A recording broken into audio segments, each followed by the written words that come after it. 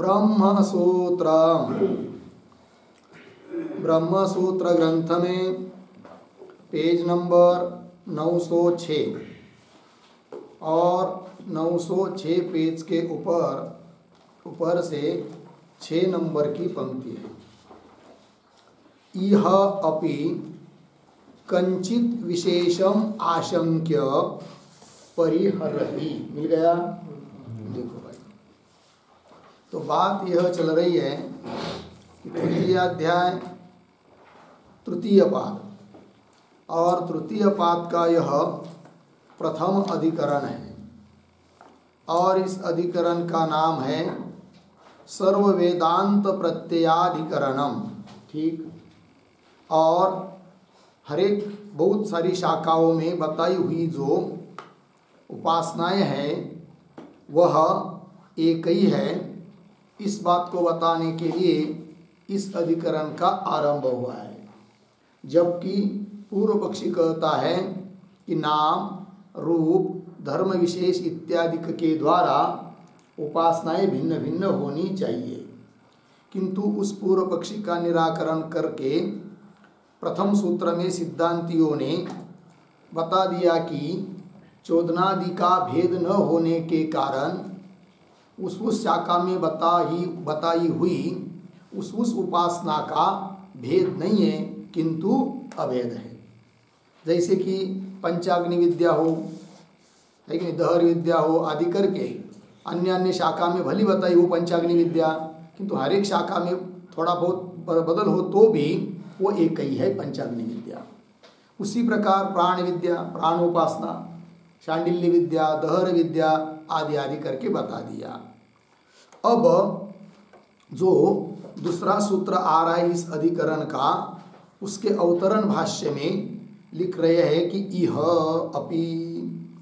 इह अपि कंचित विशेषम आशंक्य, कुछ विशेष को लेकर शंका की जा रही है और उसका उत्तर दिया जा रहा है। लेकिन ऐसा क्या बोल रहे हैं बीच में कि यहाँ पर कुछ विशेष को लेकर शंका कर रहे हैं।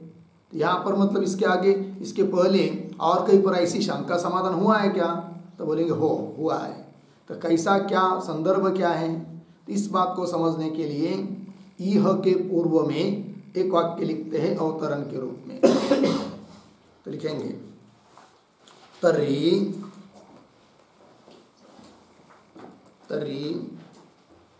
पूर्वतंत्रोक्त न्यायेन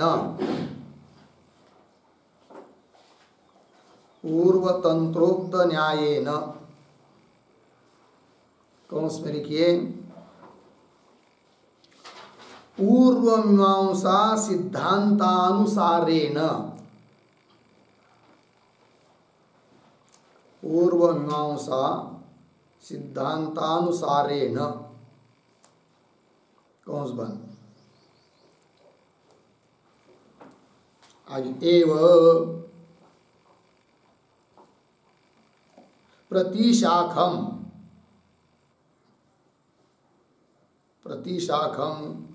कर्मैक्यवत्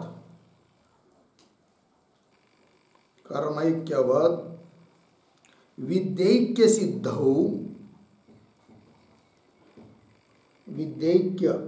सिद्धौ किम अनेन अधिकरणेन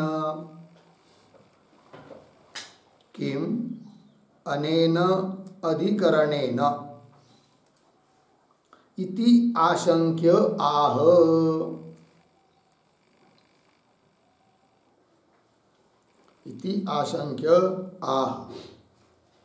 इह इति। ठीक है, देखो भाई अर्थ। तो तर्हि का मतलब ऊपर वाला जो प्रथम सूत्र का भाष्य समाप्त हुआ उसके अंतिम वाक्य में आया है कि पूर्व पक्षी ने जो विद्या आदि का भेद सिद्ध करने के लिए नाम, रूप वगैरह हेतुओं को बताया है, वे सब हेतु नहीं है किंतु हेत्वाभास है। अतः पूर्व मीमांसा में उसका पूर्व पक्षी ने दिए हुए हेतुओं का निराकरण कर दिया है। अब निराकरण कर ही दिया है तो अर्थात पूर्व तंत्रोक्त न्यायेन, अर्थात पूर्व मीमांसा के सिद्धांत के अनुसार ही ये सिद्ध हो गया है क्या कि प्रति शाखम, हर एक शाखाओं में जैसा कर्म का भेद नहीं है, कर्म की एकता है, उसी प्रकार विद्या अर्थात उपासना की भी क्या है, एकता है। वो सिद्ध हो चुका है पूर्व मीमांसा के अनुसार, सिद्धांत मत के अनुसार पूर्व मीमांसा के। यदि सिद्ध हो चुका है उपासना में ऐक्य, तो पुनः इस अधिकरण की क्या जरूरत है? किम अनेन अधिकरणेन, ऐसी कोई शंका करता है, और यदि पुनः आप इस अधिकरण के द्वारा विद्या का ऐक्य, उपासना में ऐक्य बता रहे हो, तो पुनरुक्ति जैसा हो रहा है, क्योंकि पूर्व मीमांसा में जो बात सिद्ध हो चुकी है पुनः उसी को आप सिद्ध कर रहे हो। तब सिद्धांति करे इह अपि, तो इह अपि का अर्थ लिखिए स्वकीय शास्त्रे अपि, अर्थात अपने इस वेदांत शास्त्र में भी क्या जी, कंचित विशेषम आशंक्य, कुछ विशेषता को लेकर शंका की जा रही है, और शंका करके फिर उसका परिहार करना है। तो परिहरति, तो क्या शंका है, शंका का स्वरूप, फिर उसका उत्तर क्या है, वो सब सूत्र के माध्यम से आ रहा है। ये जो 2 नंबर का सूत्र है उसमें पूर्वार्ध में शंका है, आशंका है, और उत्तरार्ध में उसका उत्तर भी है। तो सूत्र का उच्चारण और अर्थ कर लेते हैं, फिर आगे का भाष्य पढ़ेंगे। तो सूत्र है भेदान्येति चेन्नैकस्यामपि, भेदान्येति चेन्नैकस्यामपि। ठीक, तो लिखते हैं सूत्र का अर्थ, तो लिखेंगे सूत्रावतरणम,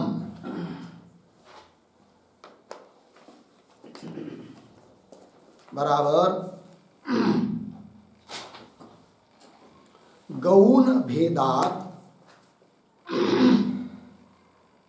गौण भेदात विज्ञानानाम, विज्ञानानाम उपासनानाम, कौंस में लिखिए उपासनानाम, कौंस बंद, आगे सर्व वेदांत प्रत्ययत्वम, सर्व वेदांत प्रत्ययत्वम, कौंस में लिखिए सर्व शाखासु एकत्वम,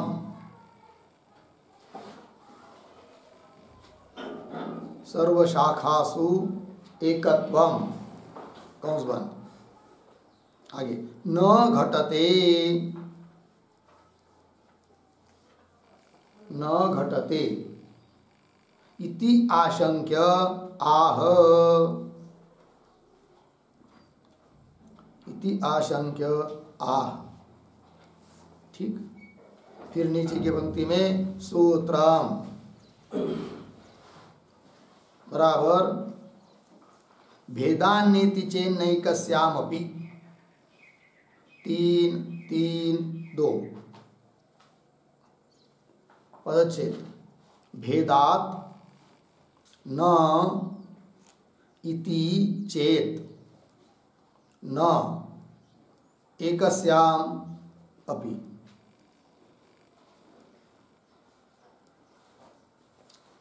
फिर नीचे पदार्थोक्ति, बराबर प्रतीक भेदात,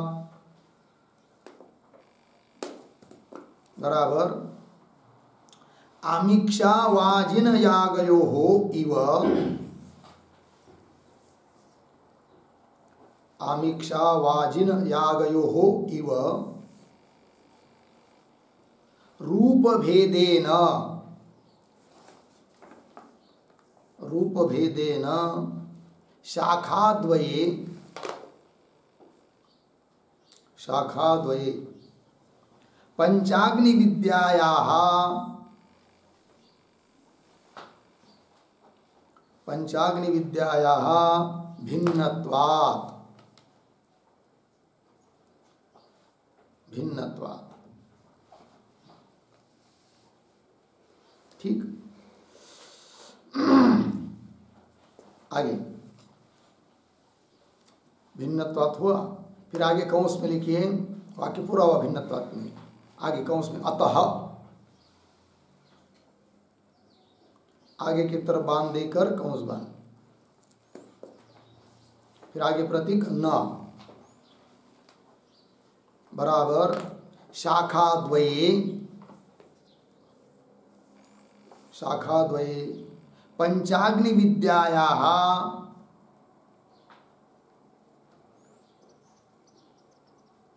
पंचाग्नि विद्यायाः ऐक्यं न संभवति, ऐक्यं न संभवति पूर्ण विराम। फिर आगे प्रतीक इति चेत, इति चेत बराबर एवं पूर्व पक्षे प्राप्ते, एवं पूर्व पक्षे प्राप्ते। फिर आगे प्रतीक है न बराबर उक्तेन प्रकारेण,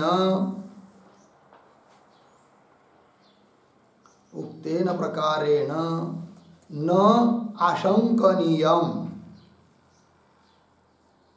न आशंकनीयम पूर्ण विराम। फिर आगे प्रतीक यतः, यतः आगे की तरफ बांध देकर कौंस बंद। फिर आगे प्रतीक एकस्याम अपि, एकस्याम अपि बराबर एक विधायाम अपि विद्यायाम,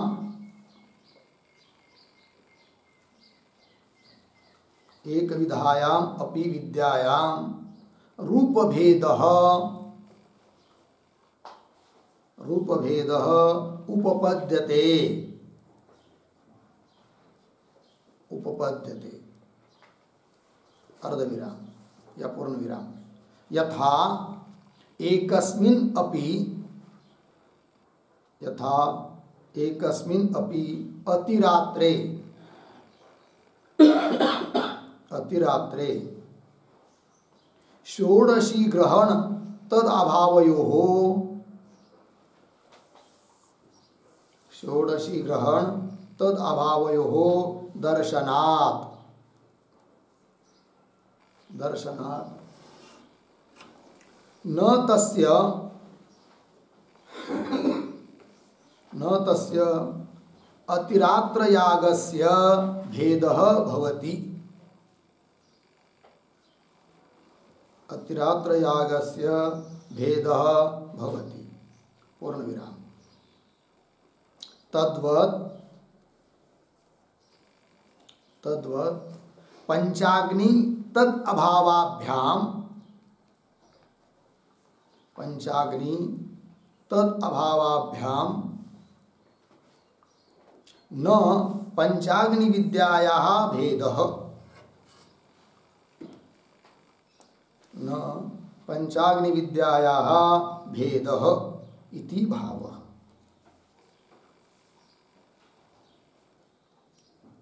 ठीक है, देखो भैया सूत्रावतरण में लिख रहे हैं गौण भेदात, गुण को लेकर जो भेद होता है या गौण वस्तु का जो भेद होता है उससे भी विज्ञानानाम अर्थात उपासनानाम सर्व वेदांत प्रत्ययत्वं न घटते।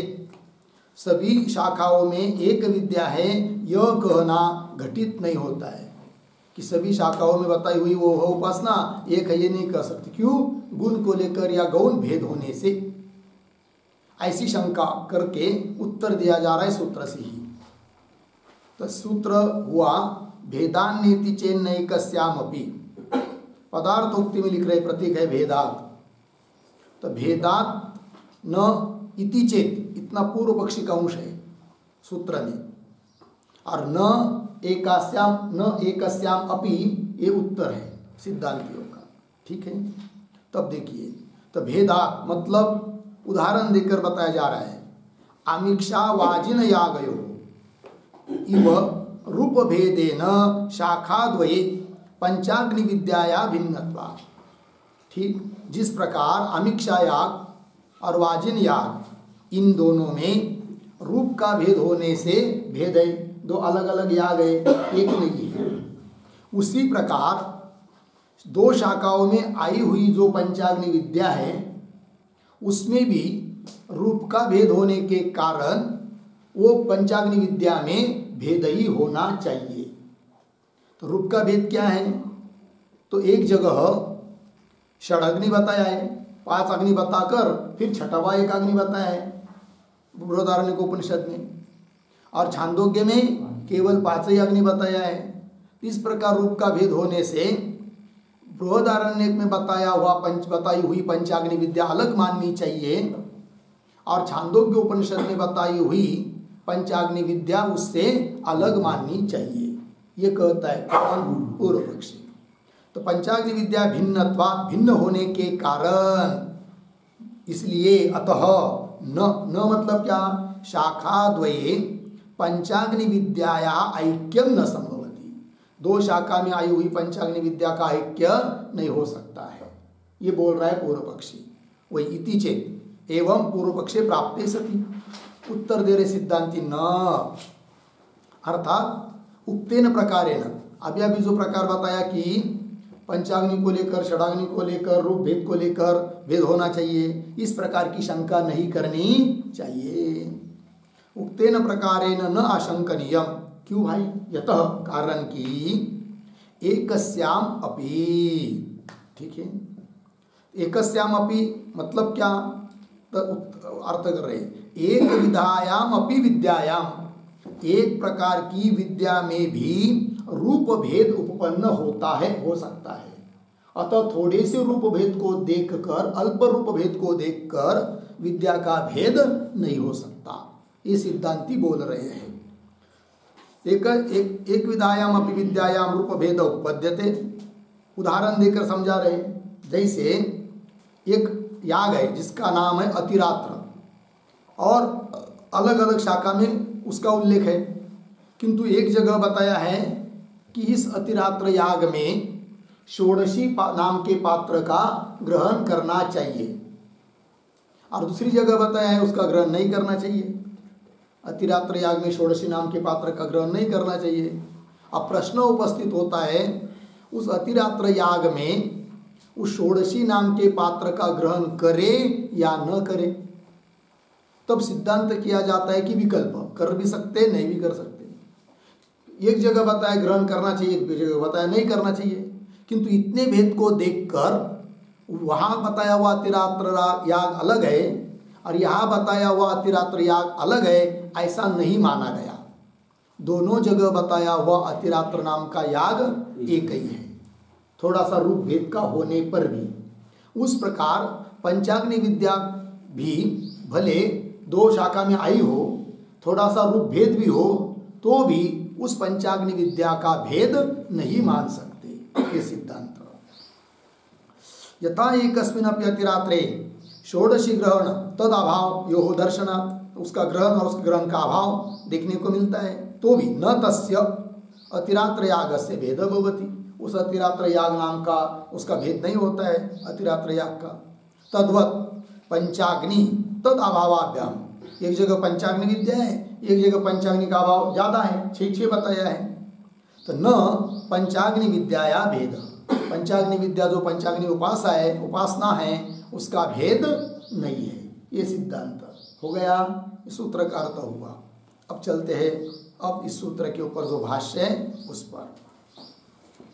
देखिए, स्याद एतत् सर्व वेदांत प्रत्ययत्वं विज्ञानानां गुण भेदात् न उपपद्यते।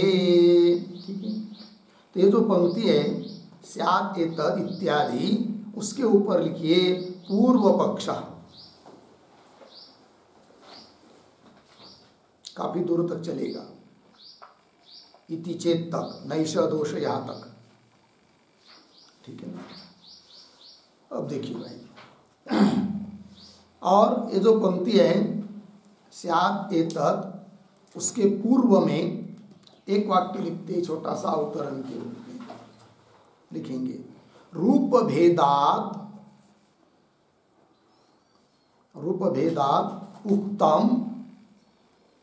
उक्तम विज्ञान भेदम उद्भावयति। विज्ञान भेदम उद्भावयति स्यात् इति। ठीक है, देखो भाई, रूप भेद के कारण कहा गया जो उपासना का विज्ञान का भेद है उसको वो उठा रहे हैं, पूर्व पक्षी बोल रहा है। तो पंक्ति को देखिए, स्यादेतत् क्या जी, सर्व वेदांत प्रत्ययत्वं विज्ञानानाम गुण भेदात न उपपद्यते। शब्दों का थोड़ा अन्वय करेंगे। स्यादेतत् यह भी हो सकता है, क्या जी, अन्वय पहले स्यादेतत् उसके बाद एक शब्द छोड़कर विज्ञानानाम पीछे सर्व वेदांत प्रत्ययत्वम आगे गुण भेदात न उपपद्यते। ठीक है, देखो भाई, विज्ञानानाम शब्द का अर्थ लिखिए उपासनानाम, उपासनाओं में क्या जी, सर्व वेदांत प्रत्ययत्वम गुण भेदात न उपपद्यते। गुण का भेद होने के कारण उत्पन्न नहीं होता है। क्या उत्पन्न नहीं होता है? सर्व वेदांत प्रत्ययत्व। किसका? विज्ञानानाम, विज्ञानों का। सर्व वेदांत प्रत्ययत्व मतलब क्या? उसका अर्थ लिखिए एक शब्द में, सर्व वेदांतैहि एकधा प्रतीयमानत्वम। सर्व वेदांतैहि एकधा प्रतीयमानत्वम। ठीक है, देखो भाई, सभी वेदांतों के द्वारा, सभी शाखाओं के द्वारा जो एकदा एक रूप से प्रतीयमानत्व है वह घटित नहीं होता है उपासनाओं में। क्यों? गुण का भेद होने के कारण। गुण भेदात न उपपद्यते। तो बोलेंगे कैसे, जरा स्पष्ट करो। तो कह रहे आगे, तथा ही वाजसनेयिनः पंचाग्नि विद्याम प्रस्तुत्य षष्ठम अपरम अग्निम आमनन्ति तस्य अग्नि एव अग्नि भवति इत्यादिना। ठीक है जी। तो देखो शब्दों का थोड़ा सा अन्वय, तथा ही वाजसनेयिनः पंचाग्नि विद्याम प्रस्तुत्य, यहाँ तक ठीक है। फिर आगे थोड़ा सा 2-3 शब्द छोड़कर, तस्य अग्नि एव अग्नि भवति इत्यादिना। फिर पीछे अपरम, उसके पीछे षष्ठम, आगे अग्निम आमनन्ति। हो गया। देखो भाई अर्थ। तो वाजसनेयिन, वाजसनेयिन मतलब वाजसनेयी शाखा वाले, अर्थात बृहदारण्यकोपनिषद में क्या जी, तो पंचाग्नि विद्या, उस पंचाग्नि विद्या प्रकरण में पंचाग्नि विद्या को प्रस्तुत करके कहा गया है कि आगे कि तस्य अग्नि एव अग्नि भवति, श्रुति वाक्य है। इत्यादिना, इस वाक्य के द्वारा उस बृहदारण्यकोपनिषद में क्या बताया? अपरम षष्ठम अग्निम आमनन्ति। अपरम जो 5 अग्नि पहले बताए, द्यू मतलब स्वर्गलोक, पर्जन्य पृथ्वी, पुरुष और स्त्री, 5 अग्नि बताए। उसके बाद अपरम, उससे भिन्न, षष्ठम अग्निम आमनन्ति। आमनन्ति कथयन्ति, पठन्ति, 6वीं अग्नि का पाठ करते हैं वाजसनीय शाखा वाले लोग।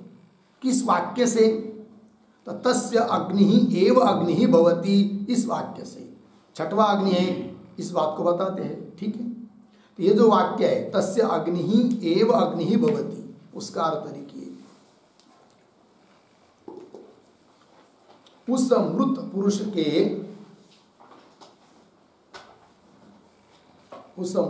के दाह के लिए प्रसिद्ध अग्नि ही अग्नि होती है,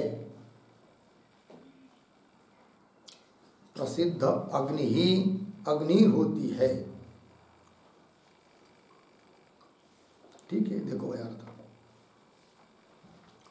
वो जो उपासक आदि कोई है मृत पुरुष, उस पुरुष के लिए, पुरुष के दाह, उस शरीर को जलाने के लिए जो प्रसिद्ध अग्नि का प्रयोग करते हैं वही सचमुच में अग्नि होती है, ऐसा बताया।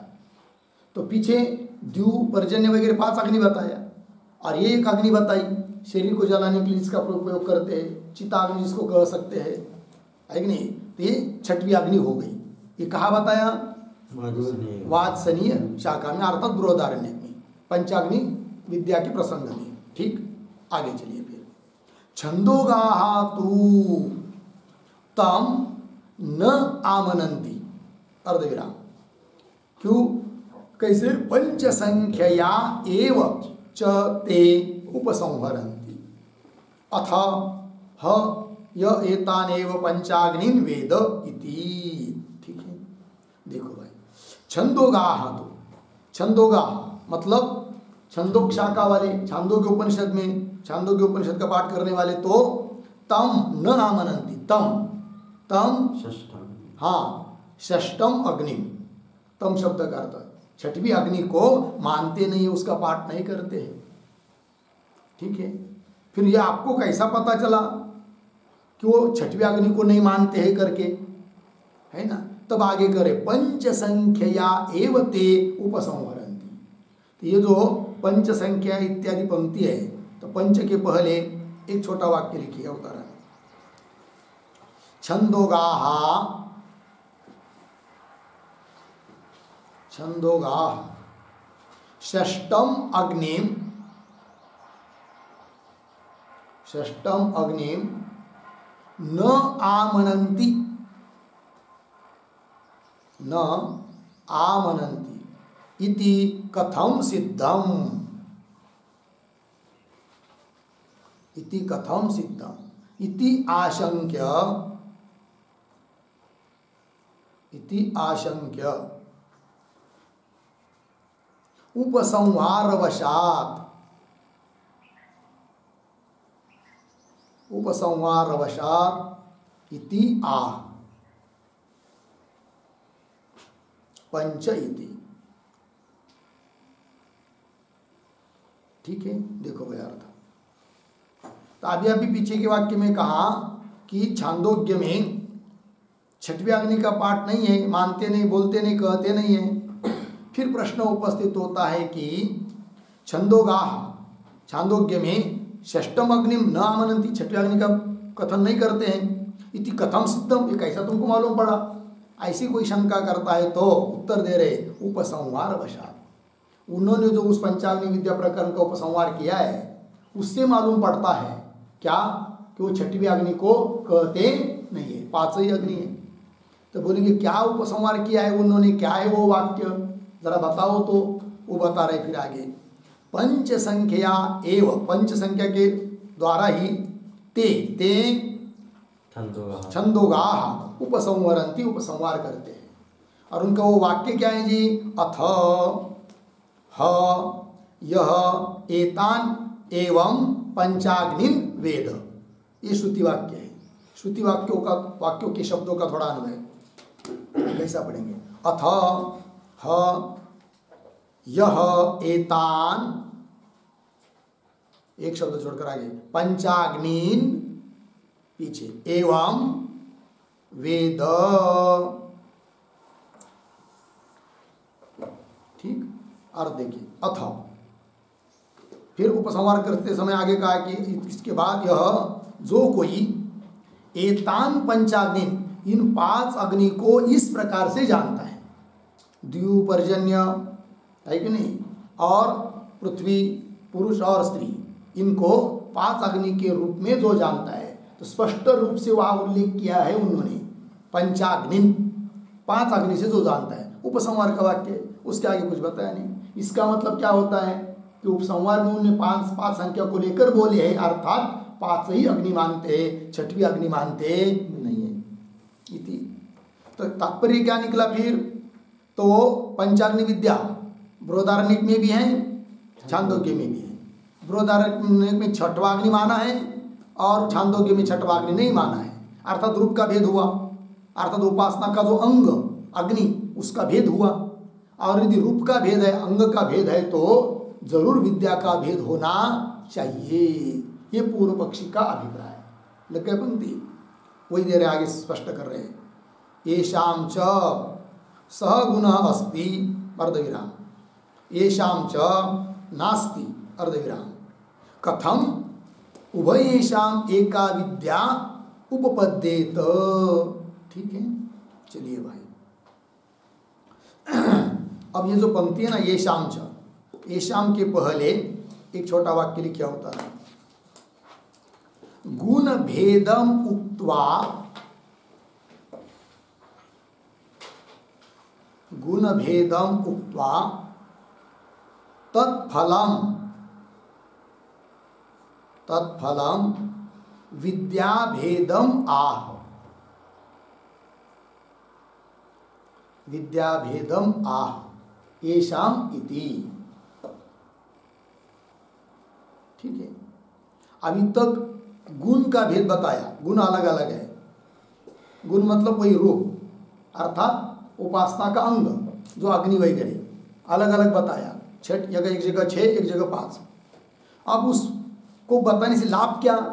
तो गुण का भेद होने से विद्या का भेद, तो उसका फल विद्या का भेद को बता रहे अब येषाम इत्यादि पंक्ति से। तो पंक्ति देखिए, येषां च सहगुणः अस्ति, सहगुणः, सहगुणः बराबर है षडाग्नि रूप गुण, छठवा अग्नि रूप गुण जिनके मत में है, छांद बृहदारण्यक वाले के मत में येषां च सहगुणः अस्ति। अच्छा, आगे येषां च नास्ति, और किसी लोगों के मत में नहीं है, छांदोग्य वाले के मत में छठवा अग्नि रूप गुण नहीं है कि नहीं? इस प्रकार का भेद हुआ।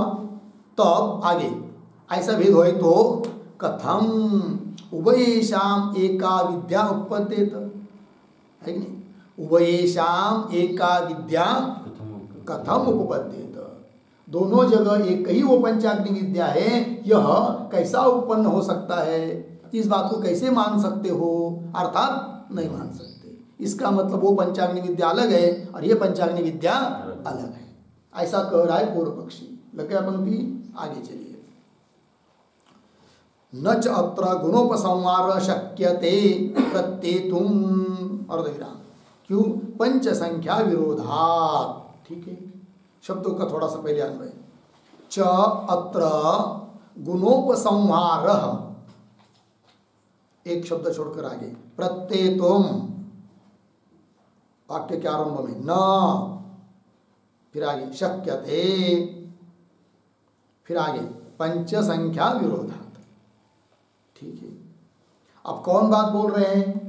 तो न च के पहले एक छोटा वाक्य लिखते हैं, अवतरण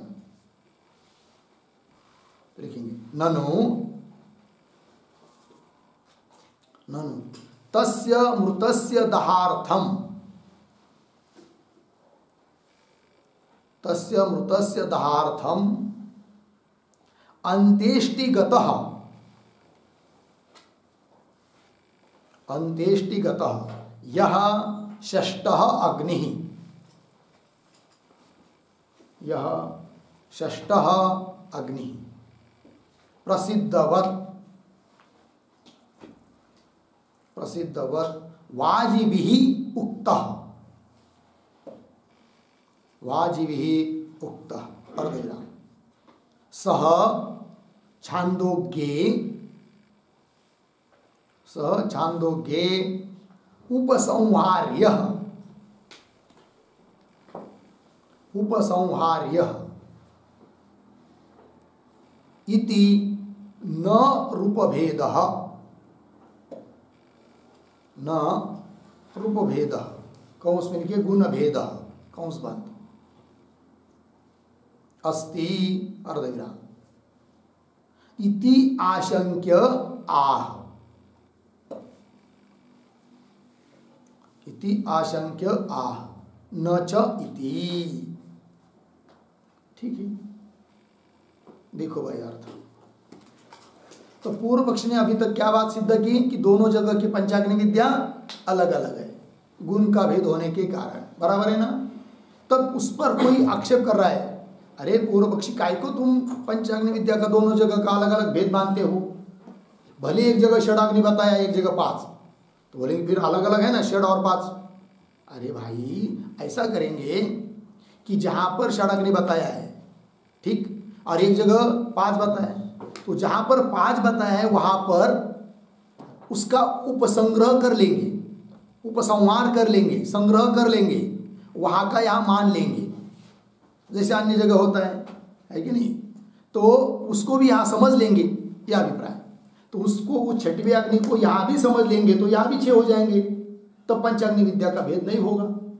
ऐसा यदि कोई कहता है उस पूर्व पक्षी को, तो वो बोलता है, देखिए क्या, पहले ननु तस्य मृतस्य दहार्थम, उस मृत व्यक्ति के दाह के लिए जो अंत्येष्टिगत, अंत्येष्टि अंतिम इष्टि रूप इष्टि में विद्यमान जो 6वां अग्नि दाह करने के लिए, चिताग्नि जिसको कहते हैं, 6ठ अग्नि जो कि प्रसिद्ध है, तो वाजिबी ही उक्त, और बृहदर ने शाखा वालों ने उसको बताया है, सह वह अग्नि छांदोग्य उपसंहार्य, छांदोग्य में उसका उपसंहार कर लेना चाहिए, संग्रह कर लेना चाहिए, उसका आकर्षण कर लेना चाहिए, उसको भी यहाँ पर समझ लेना चाहिए, तो यहाँ पर भी 6 हो जाएगा फिर, तब तो विद्या का भेद मानने की जरूरत नहीं है।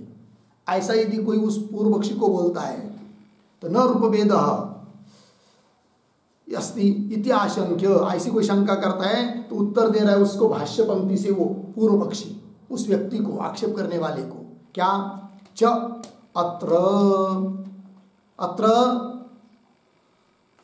च अत्र गुणोपसंहार प्रत्येतुम न शक्यते, अत्र अत्र छांदोग्ये, इस छांदोग्य उपनिषद में गुण का उपसंहार कर लेंगे ऐसा नहीं कर सकते, वो बोल रहा है पूर्व पक्षी। अत्र क्या जी, गुणोपसंहार, गुणोपसंहार शब्द का अर्थ लिखिए गुण संग्रह, गुण संग्रह अर्धविराम, गुण अध्याहार इत्यर्थ, गुण अध्याहार इत्यर्थ, ठीक। गुण का संग्रह अर्थात गुण का अध्यार, कौन गुण, 6वीं अग्नि रूप गुण का अध्यार कर लेंगे छांदोग्य में, ऐसा ही कोई कहता है, वो बोल रहा है अत्र गुणोपसंहार प्रत्येतुम, प्रत्येतुम का अर्थ लिखिए ज्ञातुम न शक्यते, या उसका अध्यार समझ नहीं सकते, कर नहीं सकते। बोलेंगे क्यों, उत्तर दे रहा है पूर्व पक्षी, पंच संख्या विरोधात, क्योंकि छांदोग्य वालों ने साफ साफ लिखा है उपसंहार में, क्या लिखा है, अथ ह एतान एवं पंचाग्नि वेद, पंचाग्नि लिखा है ना, 5 संख्या लिखा है, तो उसके साथ क्या होगा, विरोध। कब, यदि अध्यार मानेंगे, अध्यार करेंगे तब, इसलिए अध्यार भी नहीं कर सकते, तो अध्यार कर नहीं सकते, और गुण का भेद साफ साफ है, अतः विद्या का भेद होना ही चाहिए। कौन कहता है, पूर्व पक्षी। विरोधात लगा इतना, एक बात हो गई भाई, पंचाग्नि विद्या में भेद होना चाहिए, पूर्व पक्षी ने सिद्ध कर दिया। अब आगे तथा प्राण संवादे, अब दूसरी बात बोल रहा है पूर्व पक्षी, क्या बोल रहा है, तो तथा के पहले एक वाक्य लिखेंगे छोटा सा अवतरण, पंचाग्नि विद्यायाम, पंचाग्नि विद्यायाम गुण भेदात भेदम उक्त्वा, गुण भेदात भेदम उक्त्वा प्राण विद्यायाम अपि, प्राण विद्यायाम अपि तद भेदात भेदम आह, तद भेदात भेदम आह, तथा इति, हो गया। तो अभी तक ऊपर जो बात बताई वह पंचाग्नि विद्या में गुण के भेद से भेद बताया, पंचाग्नि विद्या अलग अलग है ये बताया। अब उसको कहने के बाद अब यहाँ से तथा इत्यादि से प्राण विद्यायाम अपि, प्राण उपासना में भी भेद होना चाहिए। क्यों? तद भेदात भेदम आह, तद भेदात भेदम आह, गुण भेदात भेदम आह। जैसे गुण में भेद होने से पंचाग्नि विद्या में भेद बताया, उस प्रकार यहाँ पर भी प्राण विद्या के प्रसंग में भी गुण का भेद होने से भेद होना चाहिए। किसमें? प्राण विद्या में। वही कह रहे पंक्ति देखिए, उक्त्वा प्राण विद्यायाम अपि तद भेदात गुण भेदात भेदम आह। उस प्राण विद्या का भी भेद कहता है पूर्व पक्षी। तथा इत्यादि पंक्ति के द्वारा। तो पंक्ति देखिए, तथा प्राण संवादे श्रेष्ठात् अन्यान चतुरः प्राणान वाक् चक्षुः श्रोत्र मनांसि छंदोगाः आमनन्ति। ठीक है, थोड़ा शब्दों का अन्वय करते हैं। तथा प्राण संवादे श्रेष्ठात् अन्यान, फिर दो शब्द छोड़कर आगे, वाक् चक्षुः श्रोत्र मनांसि, फिर पीछे चतुरः प्राणान, फिर आगे छंदोगाः आमनन्ति। ठीक है, देखो भाई, प्राण संवादे, प्राण संवाद के प्रसंग में, प्राण उपासना के प्रसंग में श्रेष्ठात्, श्रेष्ठात् शब्द का अर्थ लिखिए मुख्य प्राणात्। श्रेष्ठात् मतलब मुख्य प्राणात्। तो उस प्राण संवाद के प्रसंग में मुख्य प्राण तो बता ही दिए हैं 5, उससे अतिरिक्त और 4 प्राण बताए हैं, गौण प्राण। कहाँ पर? छांदोग्य में, वही लिखा। तथा प्राण संवादे श्रेष्ठात्, मुख्य प्राण से अतिरिक्त कौन कौन 4? वाक वाणी, चक्षुरिंद्रिय, श्रोत्र मनांसि, चतुरः प्राणान। ये 4 गौण प्राण को भी कहते हैं कौन? छंदोगाः आमनन्ति। आमनन्ति मतलब कथयन्ति। इतनी बात हुई। फिर आगे वाजसनी न तु, किंतु बृहदारण्यक उपनिषद वाले में तो क्या बताया? पंचमम अपि आमनन्ति। मुख्य श्रेष्ठ जो प्राण है 5, उससे अतिरिक्त 5 प्राण बताते गौण प्राण, जबकि छांदोग्य वाले ने 4 बताया और ये बता रहे हैं 5। तो रूप का भेद हुआ कि नहीं? अतः छांदोग्य में बताई हुई प्राण विद्या अलग है और बृहदारण्यक में बताई हुई प्राण उपासना अलग होनी चाहिए, ये कह रहा है पूर्व पक्षी। अब प्रश्न होता है कि छांदोग्य वालों ने जो मुख्य प्राण से अतिरिक्त गौण 4 प्राण बताए हैं, वाक वगैरह, और बृहदारण्यक वालों ने मुख्य प्राण से अतिरिक्त गौण प्राण भी 5 बताए हैं, तो 5 वो कौन है? तो 4 तो वही लेंगे जो छांदोग्य में कहे हैं, वाक, चक्षु, श्रोत्र और मन। फिर 5वां कौन बताया है बृहदारण्यक वालों ने? उस बात को बता रहे। अब पंक्ति देखिए, वाजसनीनः तु पंचमम अपि, पंचमम मतलब 5वां प्राण भी कहते हैं, पंचमम अपि आमनन्ति कथयन्ति। किस पंक्ति से और कौन से प्राण को 5वां करके बताते हैं? वो दे रहे, रेतो वही प्रजापति ही प्रजायते ह प्रजया पशुभिः यह एवं वेद इति। ठीक है, देखिए भाई, तो इस श्रुति के पदों का थोड़ा सा अन्वय करेंगे। रेतो वही प्रजापति ही, फिर 2-3 शब्द छोड़कर आगे, यह एवं वेद, फिर पीछे प्रजया पशुभिः, पीछे प्रजायते ह। ठीक है, देखो भाई अर्थ। तो रेतो वही प्रजापति, रेत अर्थात वीर्य, वही है प्रजापति अर्थात उत्पन्न करने वाला जननेन्द्रिय, और वही है 5वां प्राण। ऐसा बोलते कौन? बृहदारण्यक उपनिषद वाले। तो रेतो वही प्रजापति, यह एवं यद, जो इस प्रकार से 5वें प्राण को जानता है, तो यह आया, उससे आद्यर्थ लेंगे सह, वह प्रजया पशु भी प्रजायते, प्रजा और पशु के द्वारा प्रजायते संपन्न होता है, ऐसा वो रूप बोल रहे हैं।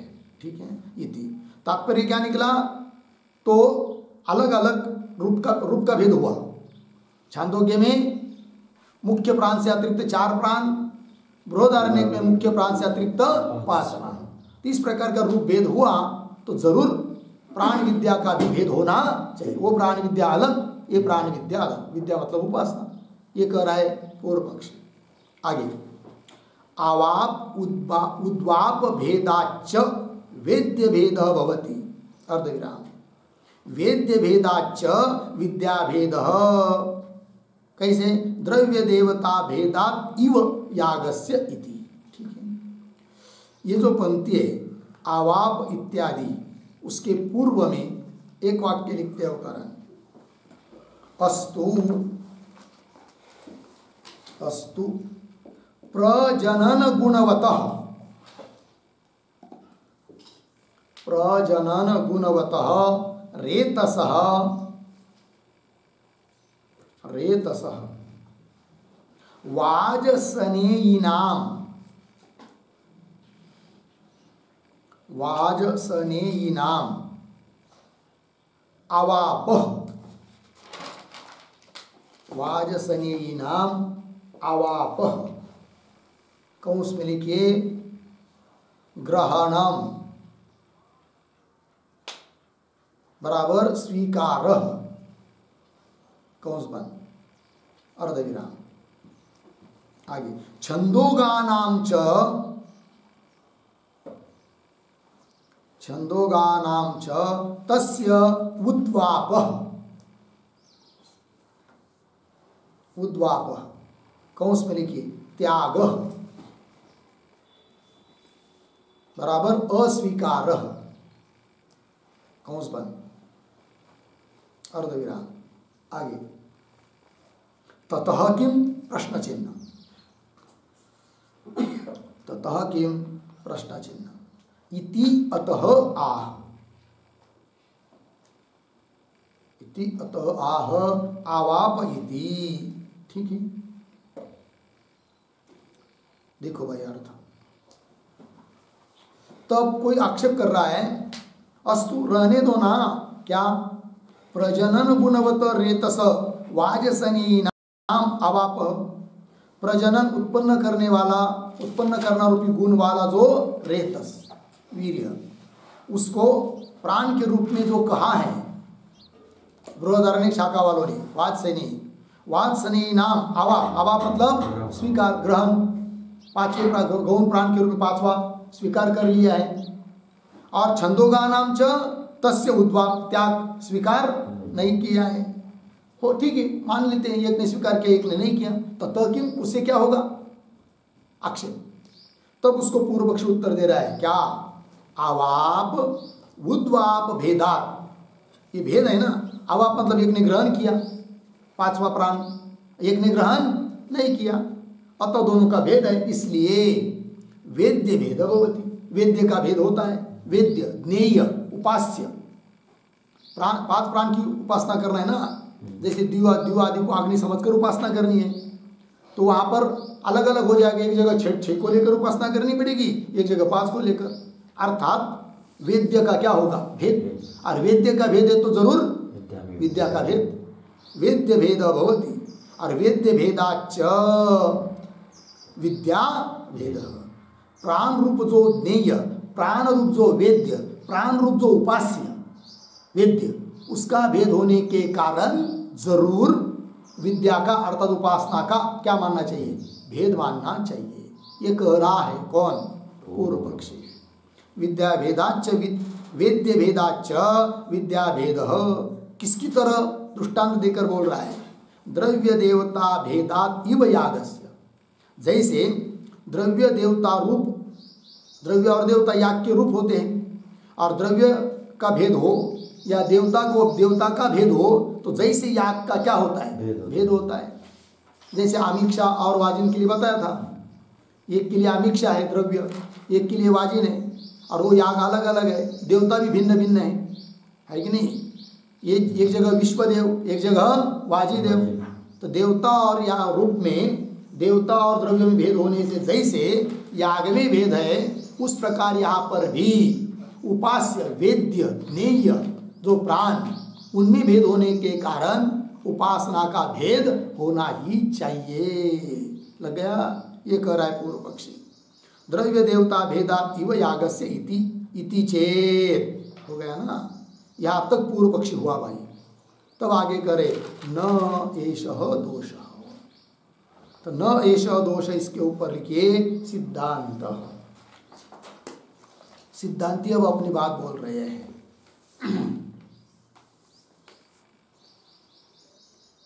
ठीक है।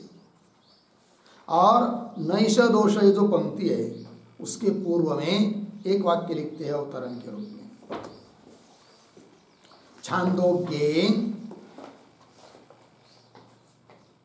छांदोग्ये षष्टाग्नि अभावम अंगीकृत्य,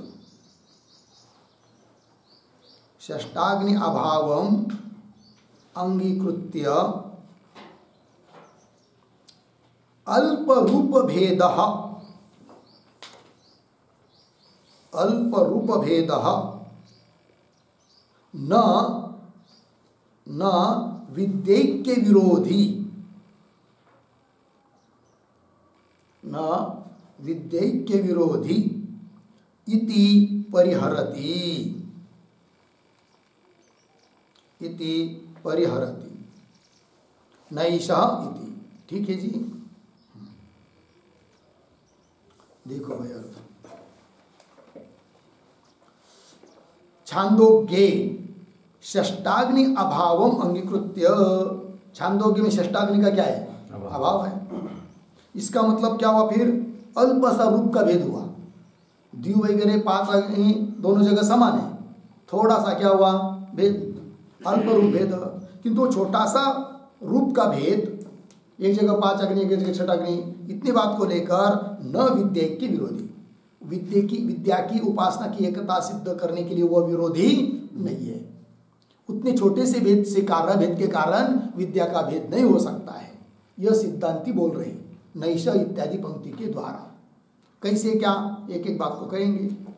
न एष दोष, क्यों? यतः एकस्याम अपि, एकस्याम ये प्रतीक है सूत्रस्थ पद, एकस्याम अपि विद्यायाम एवं जातीयकः गुण भेद उपपद्यते। नैष दोष, यह दोष नहीं है। यतः, क्योंकि एकास्याम अपि विद्या, एक विद्या में भी एवं जातीयक गुण भेद उपपद उत्पन्न होता है। इस प्रकार का गुण भेद उत्पन्न हो जाता है एक विद्या में भी। एवं जातीयक, एवं जातीय का मतलब क्या भाई? एवं जातीय का अर्थ लिखिए, पंचषष्टाग्नि रूप अल्प रूप भेद, पंचषष्टादि रूप अल्प रूप भेद। ठीक, 5 और 6 अग्नि रूप स्वरूप अल्प ऐसा रूप का भेद, ठीक है, एक विद्या में भी हो सकता है। अतः विद्या का भेद मानने की जरूरत नहीं। ठीक है ना। एकस्यामपि विद्यायाम एवं जाति का गुण भेद उपपद्यते। आगे चलिए तो बोलेंगे फिर एक काम करो ना, गुण का भेद मत मानो, फिर क्या करेंगे? तो बृहदारण्यक में जो छठाग्नि बताया है उसका उपसंहार कर लो, ग्रहण कर लो, संग्रह कर लो, अध्याय कर लो छांदोग्य में छठवाग्नि। तब कह रहे सिद्धांती वो भी नहीं कर सकते, ऐसा अध्याय भी नहीं कर पाएंगे। वो दे रहे यद्यपि षष्ठस्य अग्नि उपसंहार न संभवति, तथापि तो भी द्यू प्रवृत्ति नाम पंचानाम अग्नि नाम उभयत्र प्रत्यभिन्यायमानत्वा न विद्याभेद भवितुम अर्हति। ठीक है, देखो भाई, यद्यपि ये बात सही है क्या कि षष्ठस्य अग्नि, छठवा जो अग्नि बृहदारण्यक में बताया है उसका उपसंहार संग्रह अध्याय न संभवति। क्यों? वहां पर उसके माथे पर लिख के रखे न संभवति के माथे पर पंच संख्या विरोधात्।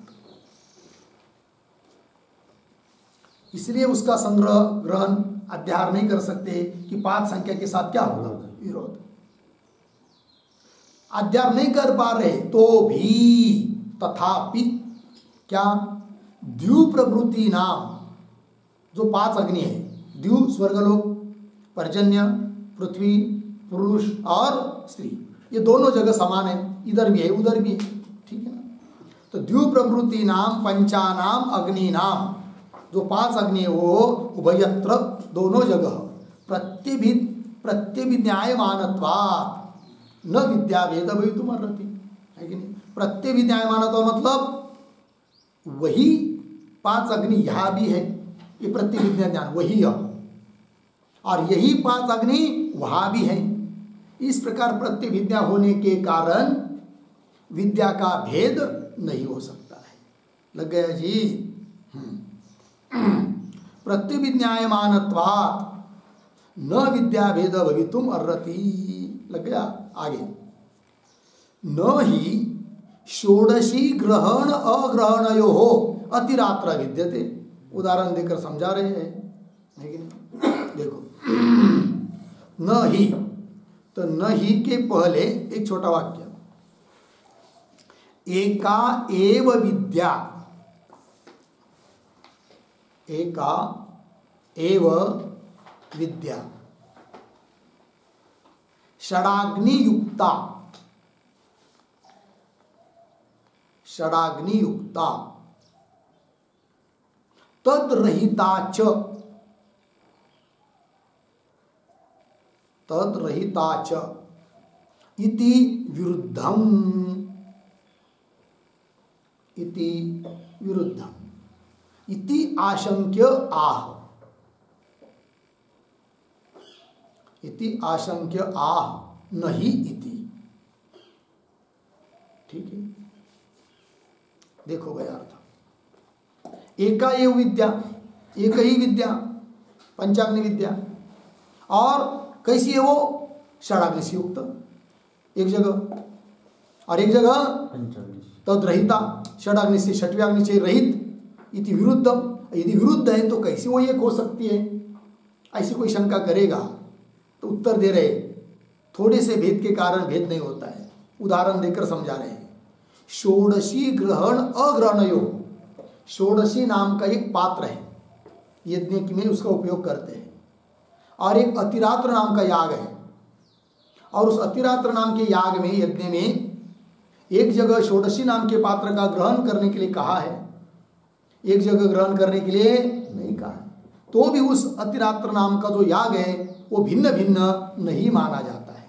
उसकी तरह नहीं, षोडशी ग्रहण अग्रहणयो हो, ग्रहण करने से और न करने से अतिरात्र विद्यते, नहीं कानून विद्यते के साथ अतिरात्र नहीं विद्यते। लग गया इतना, ये बात हो गई। तो कह दिया कि विद्या का भेद नहीं है, पंचाग्नि विद्या का भेद नहीं है, ये बात। आगे चलिए, पठ्यते अपि च षष्ठः अग्नि छंदोगैः तम प्रेतम दिष्टम इतः अग्नये एवं हरन्ति इति, ठीक है। शब्दों का थोड़ा अन्वय करते हैं, श्रुति वाक्यों पर जाएंगे। इतः, दो शब्द पूर्व में, ताम, पुनः एक शब्द छोड़ आगे, दिष्टम, फिर पीछे प्रेतम, आगे अग्नये एवं हरन्ति, हरन्ति हो गया, फिर पीछे आइए, हरन्ति इति, इति अंतिम इति है ना, इति उसके बाद छंदोगैः, उसके पीछे षष्ठः अग्निः, उसके पीछे अपि, उसके पीछे पठ्यते, ठीक है ना। देखो भाई क्या कहा जा रहा है। अब ये जो पंक्ति है पठ्यते वगैरह, उसके पूर्व में एक वाक्य लिखते हैं, किंच, किंच वाजसनेयके, वाजसनेयके षष्ठस्य अपि अग्नेः षष्ठस्य अपि अग्नेः ध्येयत्वम् उपेत्य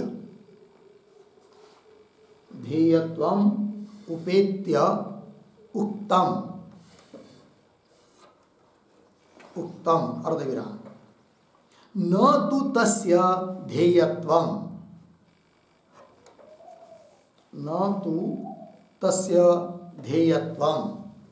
अर्धविराम पंच एव अग्नयः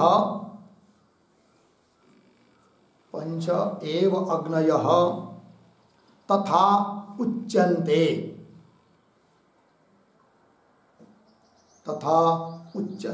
पूर्णविराम आगे अनुपास्यत्वेन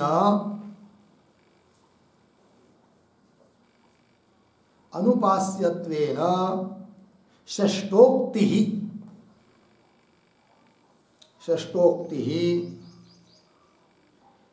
छांदोग्ये अपि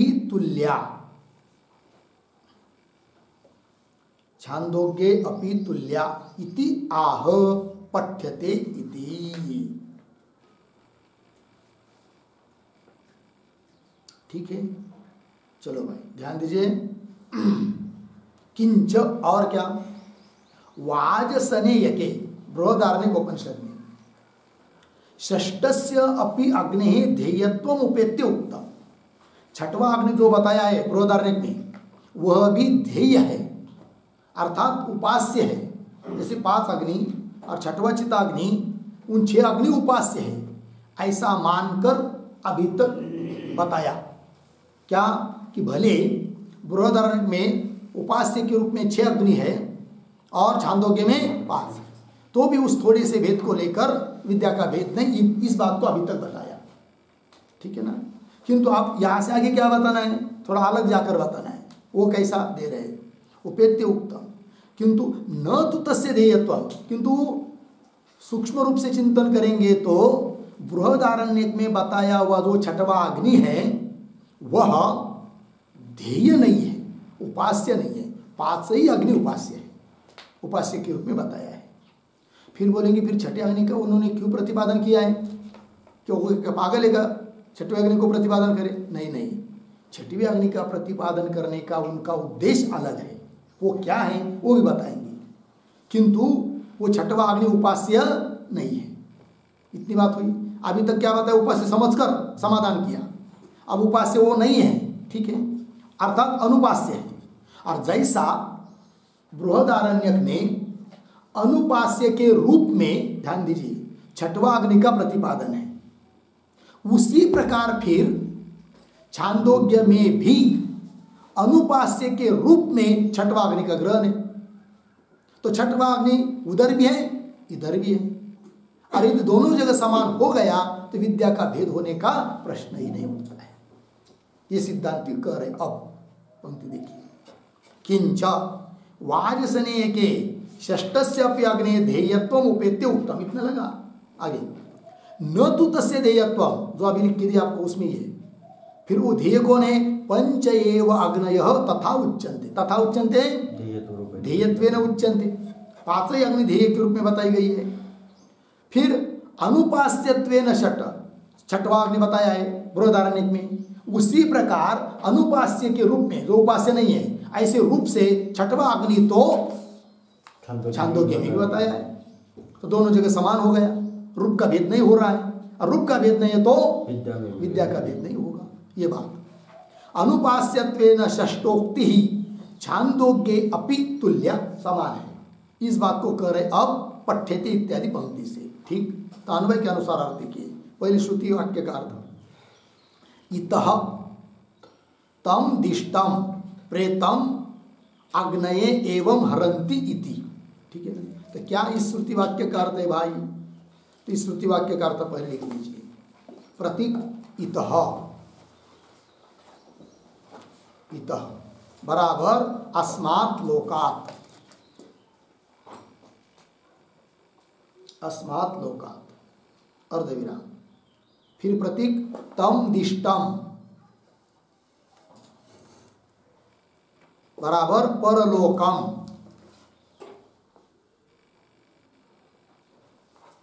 पुनः प्रतीक प्रेतम बराबर गतम, गतम। आगे पुत्राः ज्ञातयः वा, पुत्राः ज्ञातयः वा अग्नये, अग्नये नैधन विधिम विधातुम, नैधन विधिम विधातुम हरन्ति बराबर नयन्ति इत्यर्थः। ठीक है, देखो भैया अर्थ इत अस्मात् लोक, इस लोक से, तम दिष्टम, दिष्टम का अर्थ होता है परलोकम, उस व्यक्ति के लिए जो निश्चित परलोक है उस परलोक के लिए प्रेतम प्रकर्षेण इतम गतम, विशेष रूप से जो चला गया है उसको क्या करते, फिर पीछे रहे हुए लोग पुत्रादि या संबंधी लोग ज्ञात है कि नहीं, जाति वाले लोग ज्ञातय क्या करते हैं, मरे हुए व्यक्ति को अग्नये नैधन विधिम विधातुम हरंती, नयंती ले जाते उसको, वो मरे हुए व्यक्ति को कहा अग्नि में डालने के लिए, अग्नि को देने के लिए, अर्थात नैधन विधि, निधन संबंधी जो भी विधि है उसको विधातुम करने के लिए ये सब लोग उसको ले जाते हैं। तो वो जहां जिस अग्नि के लिए ले जाते हैं वो अग्नि है छठा। इस प्रकार बताया है छांदोग्य में भी, ठीक है ना, वही कह रहे हैं। इति आगे हाँ हुआ ना, तम प्रेतम दिष्टम इत अग्नि एवं हरंति इति, इस प्रकार छंदोगैहि षष्ठः अग्नि अपि पठ्यते। छंदोग शाखा वाले लोग भी छठवीं अग्नि का क्या करते हैं, पाठ करते हैं इस रूप से। तो अनुपास्य रूप से जैसे बृहदारण्यक में छठवीं अग्नि का पाठ है, उस प्रकार अनुपास्य के रूप में छांदोग्य में भी छठवीं अग्नि का पाठ है।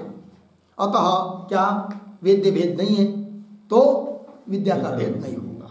ठीक है, आगे चलिए। तो बोलेंगे ये बात ठीक है, अपनी विद्या का भेद नहीं होगा, इस बात के लिए सब बात बता दिया। किंतु अब प्रश्न उपस्थित होता है क्या, कि यदि वो बृहदारण्यक में बताया हुआ छठवा अग्नि उपास्य नहीं है तो उसका प्रतिपादन क्यों किया, बराबर है ना। तो पंक्ति दे रहे आगे, वाजसनेयिनः तु सांपादिकेषु पंचसु अग्निषु अनुवृत्तायाः समिद्धूमादिकल्पनायाः निवृत्तये तस्य अग्निः एव अग्निः भवति समित् समित् इत्यादि समामनन्ति। लग गया ना, हाँ, अर्धविराम स नित्यानुवाद। ठीक है, देखो भाई अर्थ, ये जो पंक्ति चालू हो रही है वाजसनेयिनः तु, उसके पूर्व में एक वाक्य लिखेंगे तो आगे का पीछे का संबंध मालूम पड़ता है। ठीक है ना, पंक्तियां अच्छी तरह से रखती है। लिखेंगे षष्ठाग्नेः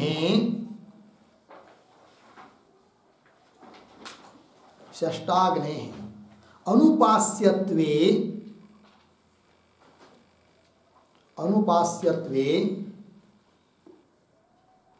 किम इति पूर्वाग्निवत्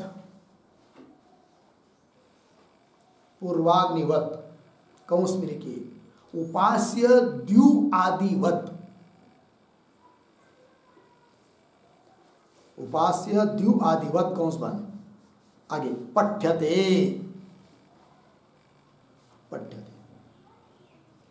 अर्धविराम तत्र आह वाजसनेयिनः इति, वाजसनेयिनः। ठीक है, देखो भैया तो षष्ठाग्नेः अनुपास्यत्वे, छठवा अग्नि यदि उपास्य नहीं है, उसकी उपासना नहीं करनी है, उपासना का विषय उसको नहीं बनाना है, तो किम इति क्यों पूर्वाग्निवत, जैसे उसके पीछे द्यू पर्जन्य वगैरह उपास्य के रूप में अग्नि को बताया है, फिर क्यों उसका पाठ कर रहे उसकी तरह, ये प्रश्न। किम इति पूर्वाग्निवत पठ्यते, ऐसी कोई शंका करता है तो उत्तर दे रहे हैं वाजसनेन इत्यादि पंक्ति से। तो पंक्ति को देखिए भाई, वाजसनेन तो सांपादिकेषु पंचसु अग्निषु, सांपादिकेषु शब्द आया है, सांपादिकेषु इसका अर्थ लिखिए कल्पितेषु किंवा आरोपितेषु, कल्पितेषु किंवा आरोपितेषु, ठीक है। तो जो 5 अग्नि बताई ना पीछे उपास्य के रूप में, वो कैसी है? सांपादिक है, कल्पित, आरोपित है। मतलब वस्तुतः अग्नि नहीं है किंतु अग्नि के रूप में उसकी उपासना करनी है। स्वर्गलोक अग्नि थोड़ी है, द्यू पर्जन्य अग्नि नहीं है किंतु अग्नि के रूप में उपासना करनी है, तो कल्पना हुई। तो देखिए वाचनेन तो सांपादिकेषु पंचसु अग्निषु, आरोपित कल्पित ऐसे 5 अग्नि है उनमें, यदि उनमें अग्नित्व बताना है, बताया है, तो फिर ये भी बताना पड़ेगा उस अग्नि के लिए समित कौन है। समिधा, अग्नि को प्रज्वलित करने के लिए, प्रदीप्त करने के लिए जो लकड़ी आदि समिधा, वो कौन है बताओ। फिर धूप आदि कौन है वो बताओ, क्योंकि धूल आदि निकलता है कि नहीं, वो सब बताओ, तो बताना पड़ता है। फिर वो सब वहां पर बताने का प्रयास किया है। द्यू आदि अग्नि है तो फिर उसके लिए समित क्या, तो वहां पर बताया है द्यू अग्नि के लिए समित है सूर्य, और सूर्य के जो किरण वो है धूप, ऐसी कल्पना की गई है, ठीक है कि नहीं।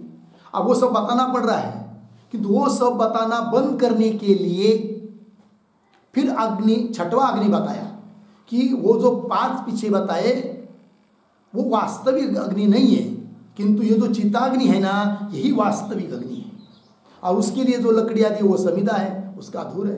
तब पीछे का जो कल्पित है तो वो बताने का उसका ये समित क्या है, अमुक क्या है, तमुक क्या है, ये बताना बंद हो गया। उसके लिए 6वें अग्नि का प्रतिपादन किया है। किसने? बृहदारण्यक उपनिषद वालों ने। लग गया अर्थ? न कि उपास्य 6वां अग्नि है इसलिए उसका प्रतिपादन नहीं है, ये बात। वाचसनेन तु सांपादिकेषु पंचसु अग्निषु अनुवृत्ताया, उस अग्नि के संबंध अनुवृत्त, उसके संबंधी से बताने पड़ते सब समित आदि। तो अनुवृत्ताया समित धूमादि कल्पनाया, समिधा धूम वगैरह इन सब की क्या करनी पड़ती है? कल्पना।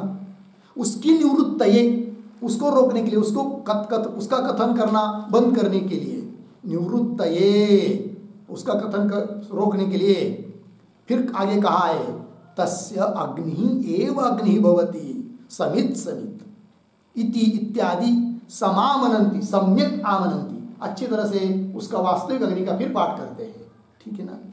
तो ये जो है तस्य अग्नि एव अग्नि भवति इत्यादि, उसका थोड़ा सा लिखते, उस पर थोड़ा सा एक वाक्य लिखते टिप्पणी, तो लिखेंगे तस्य बराबर उपासकस्य,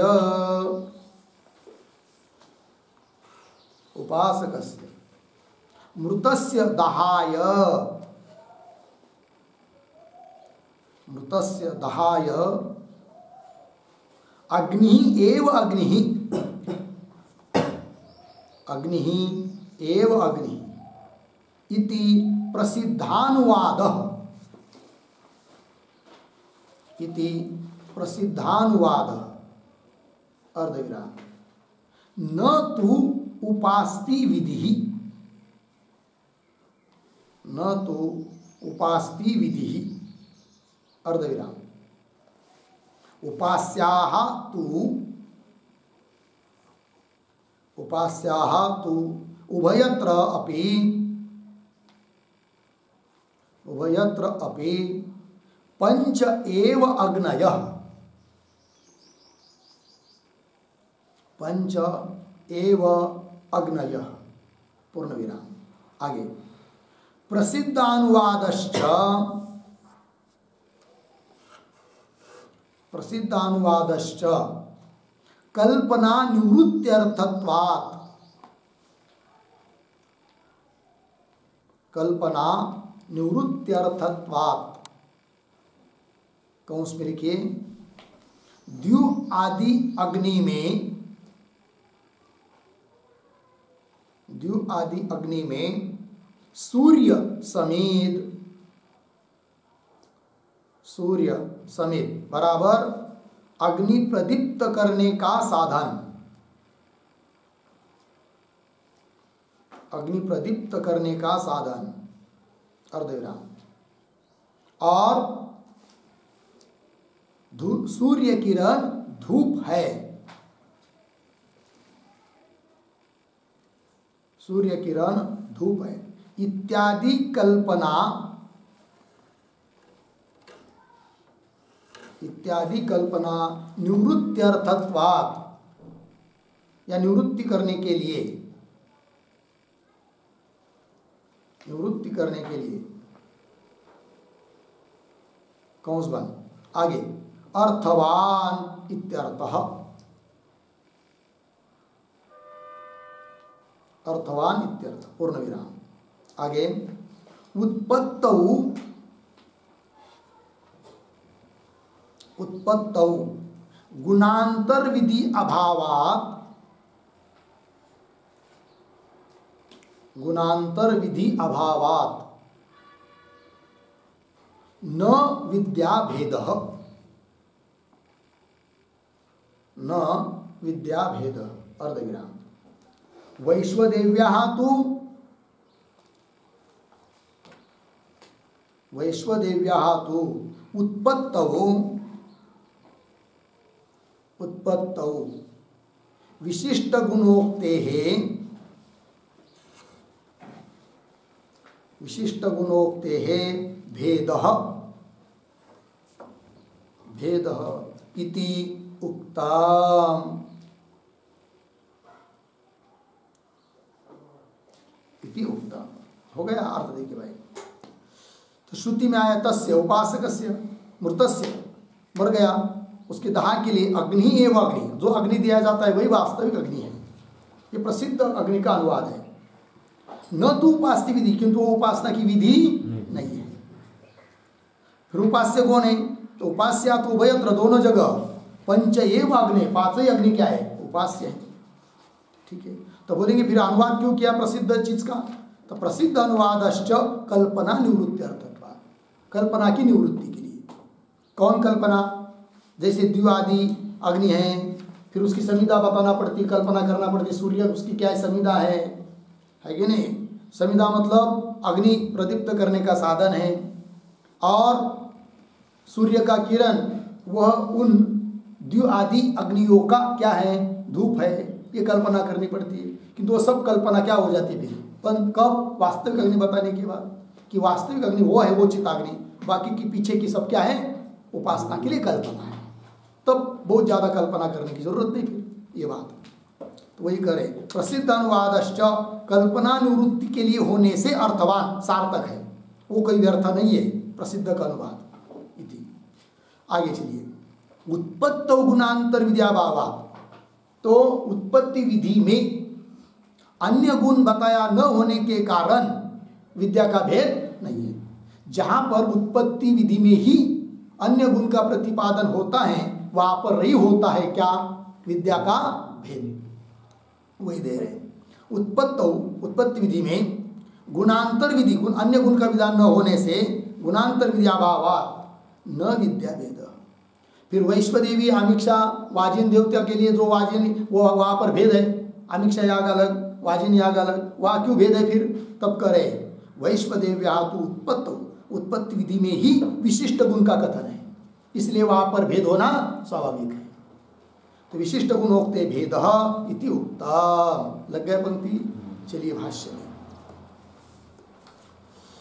हाँ, समामनन्ति हो गया ना, तस्य अग्नि एव अग्नि भवति समित समित इति इत्यादि समामनन्ति, सह नित्यानुवाद। किंतु वो जो चित्ताग्नि का अनुवाद है वो कैसा है? नित्य अग्नि का अनुवाद है। नित्य अग्नि मतलब क्या? नित्यानुवाद, ऐसा लिखा है ना, सह नित्यानुवाद। उसका अर्थ लिखिए सिद्ध वस्तु अनुवाद। नित्यानुवाद का मतलब है सिद्ध वस्तु अनुवाद।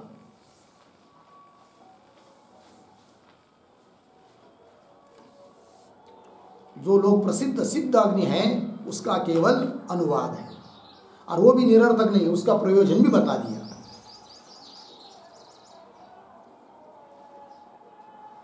हो हो गया ना। चलिए आगे। अथापि उपासनार्थ एषः वादः तथापि सः गुणः शक्यते छंदोगैः अपि उपसंवर्तुम्। बहुत बढ़िया बात है। देखिए थोड़ा सा शब्दों का अन्वय करेंगे। अथापि एक शब्द छोड़कर एषः वादः पीछे उपासनार्थ आगे तथापि दो शब्द छोड़कर आगे छंदोगैः अपि पीछे सगुणः अंतिम में उपसंवर्तुम् पीछे शक्यते। ठीक। अब देखिए ये जो पंक्ति चालू हुई ना अथापि, अथापि के पहले एक वाक्य लिखते हैं उदाहरण इदानीं वाजसनीनां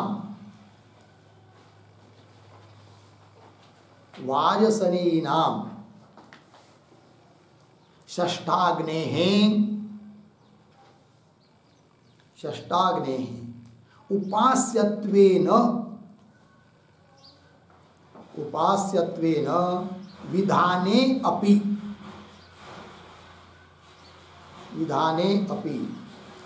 न विद्याभेदः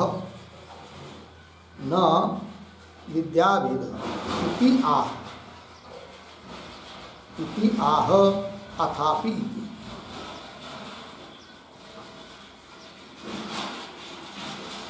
हो गया। देखो भैया तो अभी तक जो पीछे बताया वो क्या कि बृहदारण्यक में जो छठवाग्नि वो अनुपास्य है। फिर उस प्रकार का छठवाग्नि अनुपास्य के रूप में तो छांदोग्य में भी है। अतः विद्या का भेद नहीं, विद्या का भेद है, ये बात सिद्ध की। अब समझ लीजिए बृहदारण्यक में बताया हुआ जो छठवाग्नि है वो उपास्य ऐसा भी मान लेते हैं तो भी विद्या का भेद नहीं हो सकता। इस बात को कहना है क्या इदानीं वाचनीनाम षष्ठाग्नि उपास्यत्वेन, छठवाग्नि उपास्य के रूप में बताया है, ऐसा विधान करेंगे तो भी न विद्या भेद। वो कैसे दे रहे? अथापि एषः वादः, मिल गया ना। वादः, वाद का अर्थ लिखिए पाठ, कथनम हुआ।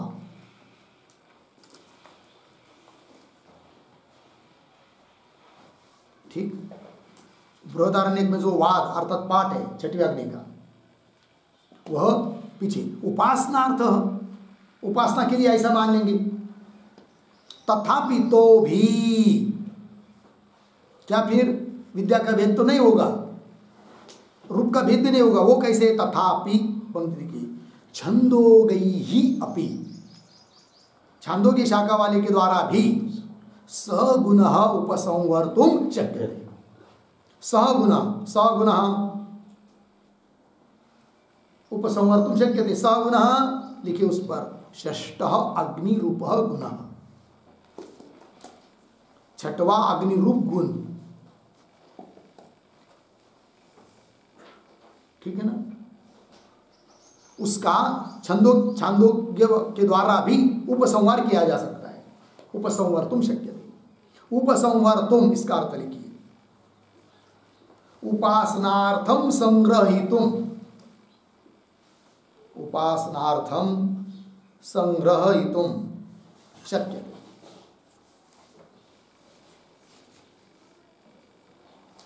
ठीक है। मतलब उपासना के लिए उसका भी संग्रह कर सकते हैं, अध्ययन कर सकते हैं, उसको भी आप समझ सकते हैं छांदोग्य लोग भी। फिर पीछे बताया था विरोध, क्या बताया था? छांदोग्य वाले उपसंहार उपसंग्रह नहीं कर सकते। क्यों? कारण क्या बताया था पीछे? शाबाश, पंच संख्या विरोधात ये बताया था। अब उसका भी समाधान कर रहे आगे। न च अत्र पंचा संख्या विरोध आशंक्य। पीछे बताया था ना कि छांदोग्य वाले उस छठी अग्नि का उपसंहार संग्रह अध्याहार इसलिए नहीं कर सकते कि उपसंहार में छांदोग्य वालों ने 5 संख्या बताई है, उसके साथ विरोध होगा। अब कह रहे उसके साथ भी विरोध नहीं होगा। वो कैसे नहीं होगा दे रहे हैं, न चत्र पंच संख्या विरोध आशंक्य। क्यों? सांपादिकाग्नि अभिप्राय ही एषा पंच संख्या नित्यानुवाद भूता अर्धविराम न विधि समवायिनी इति अदोष। हो गया ना? थोड़ा सा शब्दों का अन्वय कर लेंगे। च अत्र पंच संख्या विरोध, फिर शुरू का न आगे आशंक्य, पुनः एक शब्द छोड़कर ही एषा पंच संख्या, पीछे सांपादिकाग्नि अभिप्राय,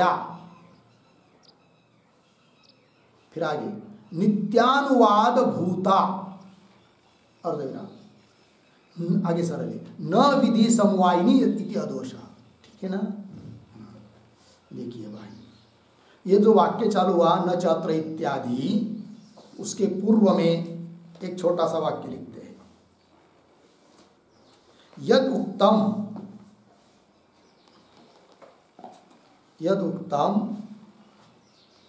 पंच संख्या विरोध इति,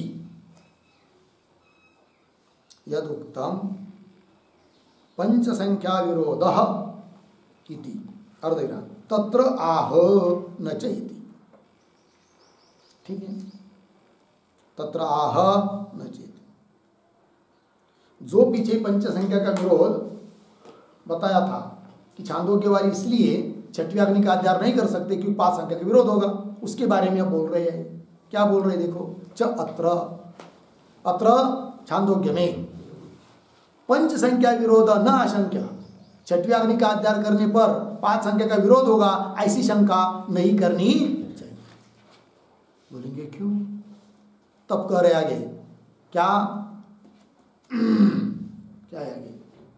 न आशंक्य ही, कारण की, क्योंकि यतो ही एषा पंच संख्या, ये जो 5 संख्या है ना, वह किस अभिप्राय से बताइए छांदोग्य वाले ने, वो समझ लो। किस अभिप्राय से? सांपादिक अग्नि अभिप्राय। सांपादिक अग्नि, सांपादिक शब्द का अर्थ ऊपर लिख के दिया है, आरोपित अग्नि। हाँ, आरोपित, काल्पनिक। सांपादिक अग्नि अभिप्राय, उसका अर्थ लिख के रखिए, काल्पनिक या आरोपित अग्नि अभिप्राय। जो आरोपित अग्नि है उसके अभिप्राय से 5 संख्या है।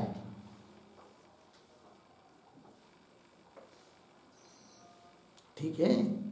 अर्थात छांदोग्य उपनिषद में जो उपसंहार में पंच संख्या का उल्लेख है, वह उल्लेख इसलिए है क्या? आरोपित अग्नि 5 है, इस अभिप्राय से है। वो तो 5 सही है, उसमें कोई दिक्कत नहीं। ठीक है ना? फिर वास्तविक अग्नि का अध्ययन कर लेंगे, जो कि बृहदारण्यक में बताया है उपास्य के रूप में, तो कोई दिक्कत नहीं है। संख्या के साथ 5 संख्या के साथ विरोध भी नहीं होता है। सांपादिक अग्नि अभिप्राय, वो कैसे? फिर नित्य अनुवाद भूता, ऐसे हो नित्यानुवाद भूता, इसका अर्थ लिखिए सिद्ध वस्तु अनुवाद भूता। द्यू वगैरह जो 5 को अग्नि के करके बताया है, उसके अनुवाद रूप है 5 संख्या। किस लिए नहीं है तब करे? नित्यानुवाद भूता पंच संख्या हो गया ना। आगे न विधि समवायिनी, वो 5 संख्या विधि समवायिनी न। विधि समवायिनी न मतलब क्या? तो विधि समवायिनी उस पर लिखिए, न विधि समवायिनी, इसका अर्थ लिखिए न ध्येय विधि अन्वयिनी, न ध्येय विधि अन्वयिनी। मतलब क्या? तो वो जो 5 संख्या है उसका अर्थ यह नहीं है क्या कि ध्येय उपास्य 5 ही है, ऐसा बताने में उसका अभिप्राय नहीं है। फिर 5 ऐसा उल्लेख क्यों किया? काल्पनिक अग्नि 5 है, इस बात को बताने के लिए किया। अतः छठवें अग्नि का अध्ययन कर भी लेते हैं तो भी उस 5 संख्या के साथ विरोध नहीं है। और आध्यात्म यदि कर सकते हैं तो रूप का भेद सिद्ध ही नहीं हो रहा है, और रूप का भेद नहीं है तो विद्या का भेद नहीं है, विद्या का भेद सिद्ध हो जाता है। लग गया सब? देखिए फिर न विधि समवायिनी इति, ऐसा होने से अदोष, कोई दोष नहीं है। हो गया इतना, आगे चलिए।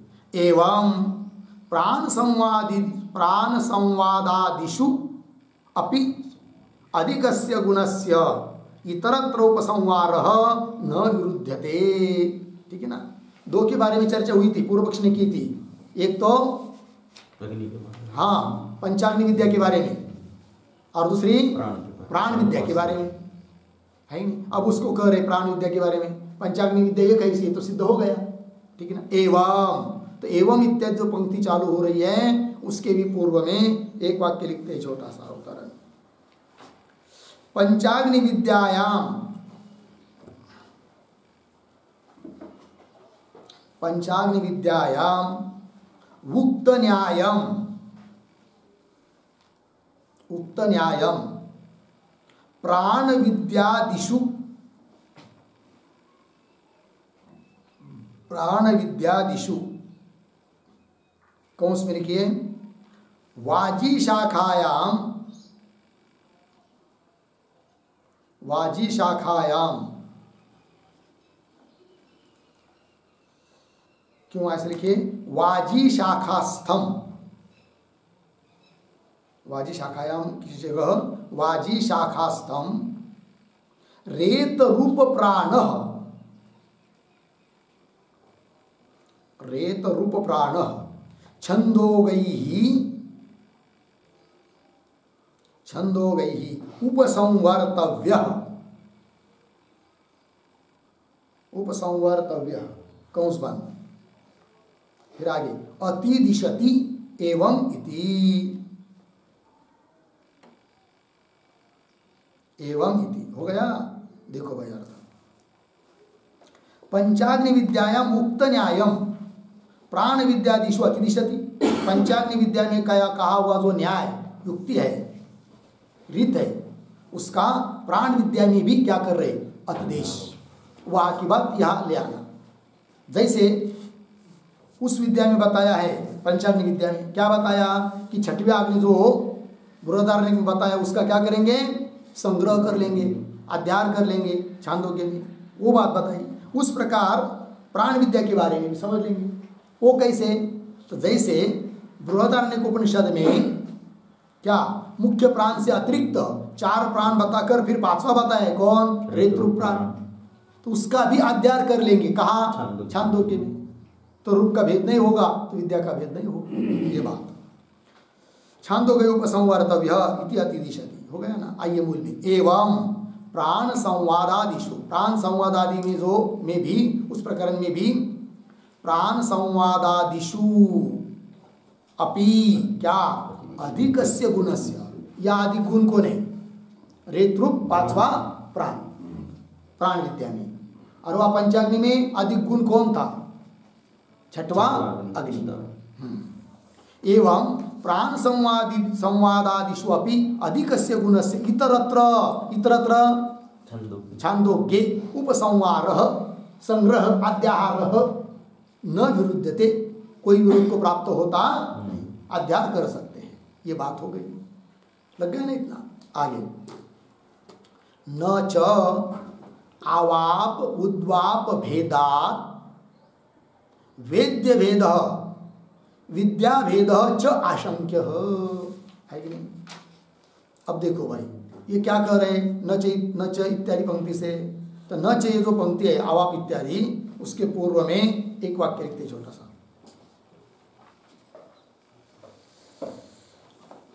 छंदोगैहि, छंदोगैहि वाजी शाखास्थम, वाजी शाखास्थम रेत रूप प्राण, रेत रूप प्राण उपसंवर्तव्य इति उक्त्वा, उपसंवर्तव्य इति उक्त्वा अनुपसंहारे अपि, अनुपसंहारे अपि न विद्याभेदः इति आह, न विद्याभेदः इति आह न च इति। ठीक है जी, देखो भाई अर्थ। तो छंदोगई ही, छांदोग्य वालों ने वाजी शाखा स्तंभ, वाजी शाखा में बताया हुआ, बृहदारण्य में बताया हुआ रेतृ प्राण का उपसंहार करना चाहिए, ये कह दिया अभी ऊपर। अब अनुपसंहार भी समझ लीजिए, उसका उपसंहार, उसका संग्रह, उसका अध्यार नहीं भी करेंगे तो भी न विद्या भेद, तो भी विद्या में भेद नहीं होता है। इस बात को बता रहे अब न च इत्यादि पंक्ति से। तो पंक्ति को देखिए, न को बाद में पढ़ेंगे। च अवाप उद्वाप भेदांत, अवाप, अवाप का मतलब क्या? ग्रहण, स्वीकार, उद्वाप त्याग, अस्वीकार। उनका भेद होने से वेद्य का भेद होगा और विद्या का भेद होगा। इति न आशंक्य, न कान्वयितर, ऐसी शंका नहीं करनी चाहिए। बोलेंगे क्यों? कस्यचित वेद्य अंशस्य आवापुद्वापयोः अपि भूयसः वेद्य राशि अभेद अवगमात्। ठीक है ना, ध्यान दीजिए। कस्यचित वेद्य, बहुत सारे वेद्य हैं, उसमें से किसी एक छोटे से वेद्य का ग्रहण त्याग हो भी रहा है, एक जगह ग्रहण एक जगह त्याग, तो भी अन्य बहुत सारे वेद्य तो समान है, अभिन्न है। अतः इन छोटे से उस वेद्य अंश को ग्रहण त्याग के कारण विद्या का भेद नहीं हो सकता, ये कह रहे हैं। ठीक है कि नहीं?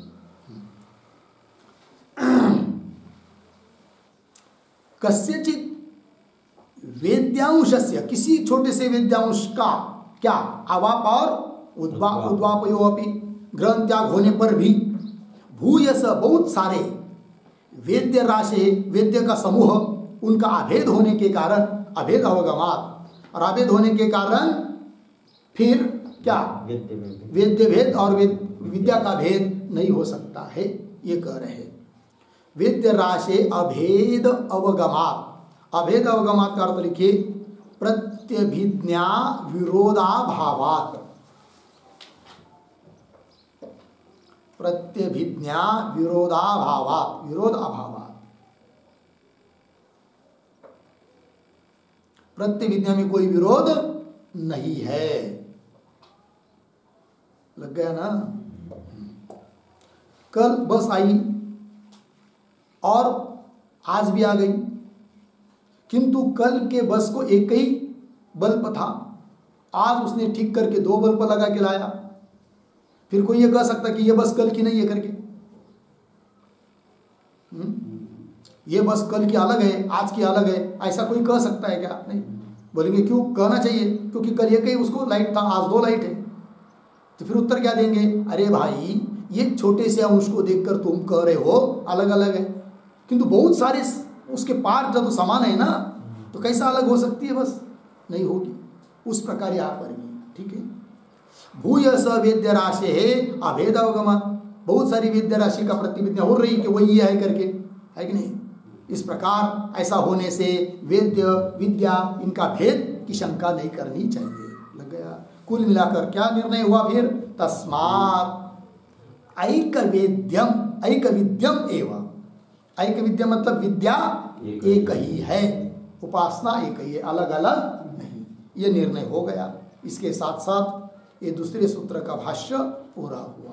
आगे का विचार हम लोग कल करेंगे। ओम पूर्णमदः पूर्णमिदं पूर्णात् पूर्णमुदच्यते पूर्णस्य